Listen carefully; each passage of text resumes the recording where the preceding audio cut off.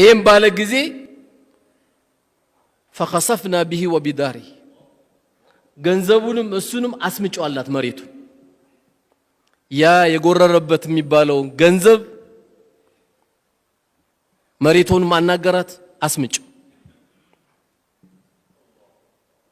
ከነ ገንዘቡ መጀመሪያ እሱ እየሰመጠ ነበር ከዛ ምን ብሎ ተናገረ ሙፈሲሮች እንደሚሉት እኔ ሰምጬ ሙሳ ብሩ ሊወስደው ነው አይደል ብሬ ሊወስደው ነው አይደል አሁን ሰው ማለት ያለበት ተውባ ነው እንጂ ያ ረቢ ቅርበሌ ማለት ሲገባው ብሬ ልትወስድ ነው አይደል እኔ ሰምጬ ያለ አየሲ ዘጋባ አቅለ ከነ ብሩ አለ አላህ ከነ ንብረቱ አላህ አብሮ እንዲሰምጥ አደረገው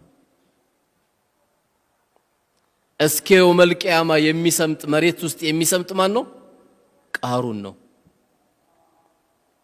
ገንዘቡ ማልጠቀመው ምኑም ማልጠቀመው ስለዚህ እኔ በእውቀቴ የኛ ዘር መጅዳሃለው እኛ ዘር እኮ በደህነት አንታወቅም የሚል ካለ የቃሩን ጎረቤት አትሁን ተው የዚህ አይነት ንግግር ማንንም የሰው ልጅ ሲወጣ ራቁት ነው የወጣው ከዛ አላህ Subhanahu Wa Ta'ala የሚፈልገውን ነገር አከፋፈለ ሲያከፋፍል ቂብላ ስለዞርክና ሙስሊም ስለሆንክ ሳይሆን ላላመነውም አላህ ይሰጣል ይሄ ኢየሱስ ስጦታ ኩራተኞች ሌላ ሶስተኛ ኩራተኞች በተለይ ወንበር አለን ጠባቂ አለን መሳሪያ አለን ከዓለማት ኃያልን ለሚል ሁሉ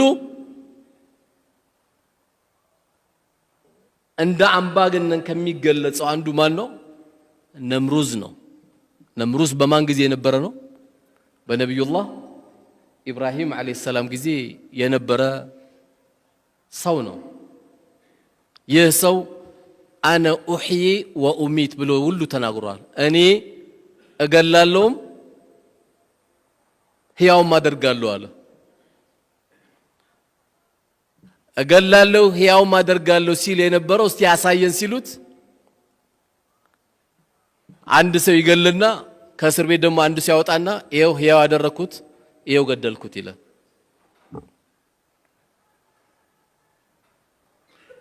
ያ ወንበር ያሰክራል እኮ ይሄ ወንበር ከባድ ነው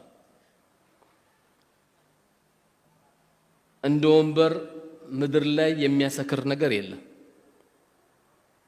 እሱ ለወንበሩ ሲል ወንድሙ መግደል ካለበት ይገላል ለስልጣኑ ሲል ማድረግ የሚገባው ነገር ካለ ሊያደርግ ይችላል ይሄ በጣም ከባድ ነው የቦታ እኛ አስተያየት እንሰጣለን እንጂ የተቀመጡ ሰዎች ነው የሚያውቁት ለዚህ ነው ነብዩ አለይሂ ሰላቱ ወሰለም ስልጣንን ለፈለገ ወንበርን ለፈለገ ሰው አልሰጠውም ነው ያሉት ሰጠውም ማያውቀው በሳቸው ጊዜ እጁን አውጥቶ ምረጡኝ ያለ የለማ አማናውንና ቦታውን ስለሚያውቁት ይደበቃሉ ሰሃቦች ብዙን ጊዜ ትልቅ ቦታ የሚመረጠው ሰሃባ የተደበቀ ሰሃባ ነው የሚመረጠው ኩራት ያመጣብህና ብዙ አላስፈላጊ ነገሮች ላይ ተገባል ነምሩዝ እንግዲህ ያላደረገው ግፍ የለም ያልሰራቸው ስራ የለም ግን አላህ ብዙን ጊዜ ትልቅ ነኝ የሚሉ ሰዎች በትንሽ ነገር ነው የሚወስዳቸው ሲወስዳቸው ከዚህ ዱንያ በትንሽ ነምሩዝ የሚገርማችሁ እኔ ገላለሁ አነሳለሁ የሚለው ነምሩዝ አላህ Subhanahu Wa Ta'ala እኮ የቀጣው ባፍንጫው ትንኝን ይላከለት ወኢነ ጁንደና ለሁሙል ጋሊቡን ነው የኛ ወታደሮች ምን ጊዜ ማሸናፊዎች ናቸው ነው የሚለው አላህ ነፋሱ የሱ ፀሐዩ የሱ ዝናቡ የሱ ሁሉ የሱ ነው ምንም ያ ሁሉ የነበረው ነምሩዝ ትንኝ ብቻ ላከበት ትንኙ አዚውስ ገባች ወታደሮቹ መጥቶ አብሽር አይዞ ይሉታል አይዞ አትበሉኝ ጫማ ያመጣችሁ ጭንቅላት የምቱኝ ይላቸዋል እንዲወጣል ሊመታችሁ ምቱኝ ይላል አላህ ማንንም ሰው ከታሪክ ተምሮ እንዲጠነቀቅ ነምሩዝ አንዱ ታሪክ ነው እነዚህ ሰዎች ሁሉ የት ነው ያሉት ዛሬ?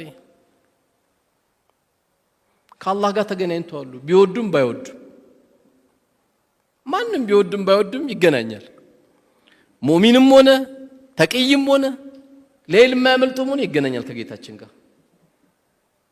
ሌላውም ይገናኛል፣ የማይገናኝል። እነዚህ ሰዎች በዚህ ሁኔታ ነው ያለፉት። ስለዚህ እነዚህን ያወቀ ሰው አላህ Subhanahu Wa Ta'ala ከየት እንዳመጣው ላወቀ ሰው መኩራት የለበትም። ምክንያቱም አላህ ምን ብሎናል? ሚንሃ ኸለቅናኩም ወፊሃ ኑዒዱኩም ወሚንሃ ኑኽሪጁኩም ታረተል ኡኽራ ቃለ። ከዛች አፈር ፈጠርናችሁ ወደዛች አፈር እንመልሳችኋለን፣ ከዛች አፈር ደግሞ ለሁለተኛ ጊዜ እንቀሰቅሳችኋለን አለ። ይሄ ነው የሰው ልጅ የሚኮራው ወይ እያለ አላህ እያናገረን ያለው። ኩራት ለአላህ ብቻ ነው። አልኢዙ ኢዛሪ ብሏል አላህ። ልቅና ኩታይናት ብሏል አላህ። ኩራት ለአላህ ብቻ የሚሰጥ ነው። ለዚህም ነው ነብዩ አለይሂ ሰላቱ ወሰላም ላ يدخل الجنة من كان في قلبه مثقال ذرة من الكبر አሉ። በልቡ ላይ የጎመን ዘር ያክል ኩራት ያለበት ሰው ጀነት አይገባም አሉ። ሰሃቦቹ በጣም ተደናገጡና ያ ረሱላህ አሉ ሰለላሁ ዐለይሂ ወሰለም إن الرجل يحب أن يكون ثوب حسن ونعله حسن ሰውየው ቆንጆ ልብስ መልበስ ይፈልጋል። ሰውየው ቆንጆ ጫማ መልበስ ይፈልጋል።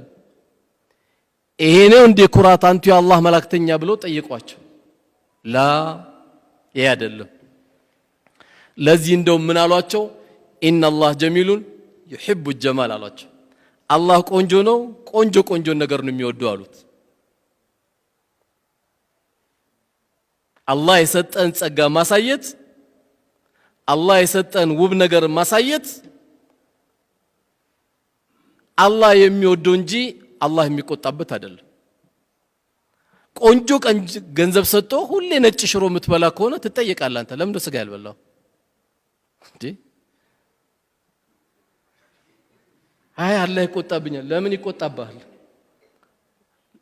ይሄን የሚለው ሰው ምን ስለሆነ መሰላችሁ? ቋጣሪ ነው።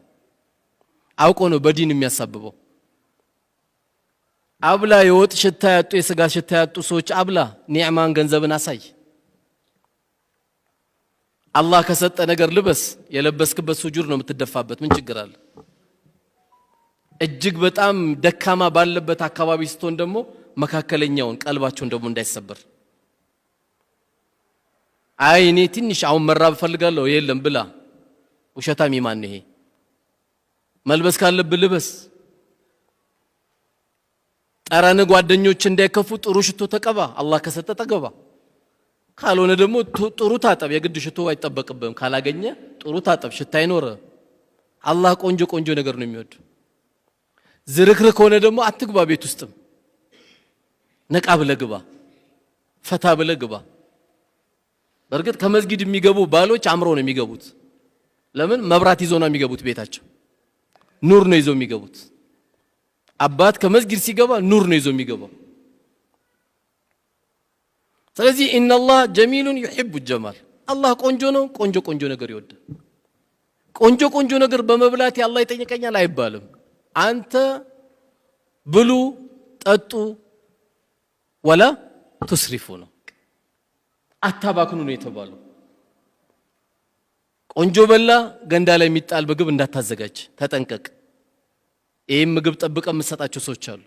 በመብላት በመጠጣት በመልበስ አላህ የሰጠን ጸጋን ያሳየው። ዱንያም እኮ የበላሃት የጠጣሃትና ሰድቅ ያሳለፍካት ነው ያሉት ነብዩ አለይሂ ሰላቱ ወሰለም። እነዚህ ሶስቱ ናቸው። ባይሆን አሉ እሳቸው ኩራት ማለት አሉ አልኪብር፣ ኩራት ማለት በጠሩል ሐቅ ወገምጡ الناس አሉ። እንዳትረሷት፣ በደንብ አስመሩባት። ኩራት ማለት በጠሩል ሐቅ ወገምጡ الناس ሰዎችን መናቅና ሐቅን አለመቀበል አሉ። ትላንት ወልዶ እንዴት ከዚህ ልጅ እኔ ሐቅን እቀበላለሁ ያለ ኩራት አለበት። ከማንም ቢሆን አንተ የሚጠበቅብህ ሐቅ ነው፣ ሐቅ ነው መቀበል ነው። ሐቅ ከማንም ይሁን ሐቅ መሆኑን ብቻ ነው መርዳት ያለብህ። ትላንት ወልዶ ገና እኮ ዓመት አልሞላውም ኪታብ ከያዘ ይላል። አንዳንዱ ኪታቡን ፍትፍት መበያ አድርጎት እሱ አይሰራበትም፣ ሰው ሲናገር ደግሞ ይቆጨዋል። ሐቅ ከማንም ይሁን በሐቅ ነው አንተ ማሸነፍ ያለብህ።